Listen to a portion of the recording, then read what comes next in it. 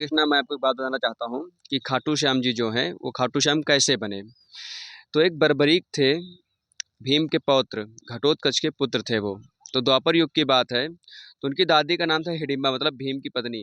तो उन्होंने सारा ज्ञान दिया बर्बरीक को। तो बर्बरीक पूछ रहा था कि दादी श्री, आपने सारा मुझे ज्ञान दिया है, पर मुक्ति क्या होती है अभी तक नहीं बताया। तो बोले कि भगवान की युग युगांतर अगर कोई तपस्या करे कई जन्मों तक, तो इंसान मुक्त हो सकता है। तो बोले तो बहुत लंबा चक्र है, कोई साधारण सा तरीका बता दो। तो बोली यदि भगवान के हाथों किसी को मृत्यु आ जाए तो वो मुक्त हो जाता है, उसकी आत्मा भगवान में लीन हो जाती है, फिर उसे जन्म नहीं लेना पड़ता है। तो बर्बरीक बोला ठीक है, मैं भगवान के हाथों मरने जाऊंगा। तो हिडिंबा जी बोली कि उनके समान तुम्हारे पास अस्त्र शस्त्र नहीं है, तुम कैसे उनसे लड़ोगे? उनके पास सुदर्शन चक्र है जिसका सामना कोई नहीं कर सकता। तो बर्बरीक ने कहा मैं ऐसी तपस्या करूंगा, मैं महान अस्त्रों का भंडार लगा दूंगा। उन्होंने तपस्या की, नौ दुर्गा ने उन्हें दर्शन दिए, अजय वैष्णवी विद्या उन्होंने प्राप्त की। एक प्रकार से वो अजय हो गए, उनको 3 बाण मिले जो कि पूरा संसार नाश कर सकते थे, जिसको चाहे उसको हरा सकते थे एक पल में।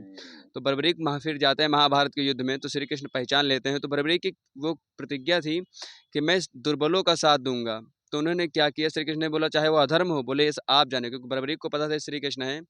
तो उसने क्या किया, उकसा दिया श्री कृष्ण जी को, उसने बाण संधान किया। जैसे ही तैसे श्री कृष्ण ने उनका चक्र से अपना गला काट दिया उनका। तो बर्बरीक ने कहा यही मैं प्रभु चाहता था, मुझे मुक्त कर दे। कहा बर्बरीक, ये तुम मत सोचो कि तुमने मुझसे जबरदस्ती अपना सर कटवाया है, तुमने इतनी तपस्या की, इतना कुछ किया है कि तुम मुक्त होने के लायक बन गए थे, इसीलिए हमने जो है तुम्हारा सर काट दिया है। आज से तुम हमारे नाम से खाटू श्याम में पूजे जाओगे।